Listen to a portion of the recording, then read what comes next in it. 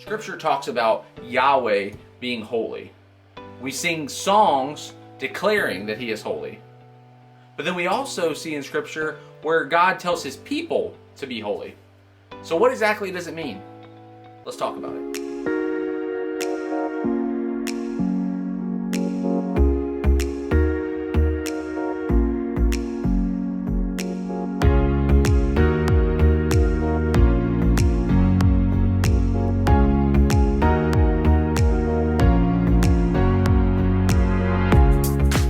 What's going on, guys? Welcome back to the channel. If you're new here, my name is Daniel, the creator of Scripture 101 Bible Study. Don't forget to like and subscribe to our channel and hit that little bell so you get notified when new content comes out.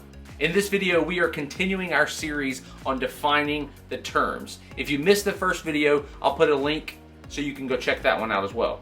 Defining the terms of any document helps you understand what the writer was meaning when he wrote it, and the Bible is no different. The great part about Scripture is that we can use Scripture to define Scripture. So let's dive in. Isaiah 6:3 tells the story of the creatures that are circling around the throne of Yah, crying, "Holy, holy, holy." The word holy here is the word kadosh, and its simplest meaning is sacred. Scripture talks about things being holy, places being holy, people being holy, but most importantly, Yahweh being holy. But if we look at Leviticus 20:26, we're going to start to see an even clearer understanding of the word holy here.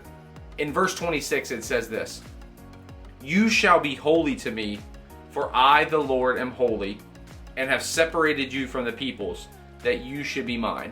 So in this verse, we begin to see an element of separation taking place in the meaning of this word holy. Yahweh declares that He is holy and that He has separated Himself above all others. Later in Scripture, we'll see Him described as the King of all kings, the Lord of all lords. He is using this term to show you His set-apartness. Then we see Yah telling the children of Israel to be holy, set apart for Him. So how do they do this? They do this through their actions and through their behaviors. In Leviticus 11:44, Yah tells Israel to consecrate themselves and be holy. This word consecrate in Hebrew is kadash, and it also means to be set apart. So here we have kadosh and we have kadash, and both of these words come from the root word of kadesh. So with all of these words relating to this same holiness and set apart, we see that in kadosh and kadash, one holds a responsibility of Yah separating us apart to Himself and declaring us holy, and the other, our part, to doing what we're responsible to do to set ourselves apart to God as holy. Multiple times in the Torah, Yahweh instructs the children of Israel to set themselves apart or consecrate themselves. He tells them that His instructions are to make a distinction between the children of Israel and the other nations.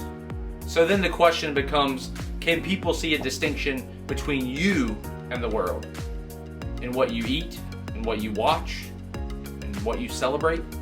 Ezekiel gives us a clue into what will happen if we don't set ourselves apart. In Ezekiel 22, starting in verse 26, it says this: "Her priests have done violence to my law and have profaned my holy things. They have made no distinction between the holy and the common, and they have not taught the difference between the unclean and the clean. And they have closed their eyes from my Sabbaths, and I am defiled among them." If you get a chance, read that whole chapter. It's not pretty. We live in a progressive culture that wants to blur the lines of everything and make no distinction about anything. Isaiah 5 verse 20 tells us this: "Woe unto them that call evil good and good evil, that put darkness for light and light for darkness, that put bitter for sweet and sweet for bitter." Too many church leaders have begun to adapt to this progressive Christianity ideology and have begun to blur the lines within their church. It's time for Yah's people to begin to make a distinction between themselves and the world, and even so-called Christianity. So let's begin today to make a choice to set ourselves apart and allow Yahweh to call us holy as He is holy. Guys, thanks for watching this video. I hope that it's blessed you and drawn you closer to Yahweh. Make sure to stay tuned, as we're going to do a part 2 to this series called How to Be Holy. You're not going to want to miss that. But guys, may the Lord bless you and keep you. Until next time.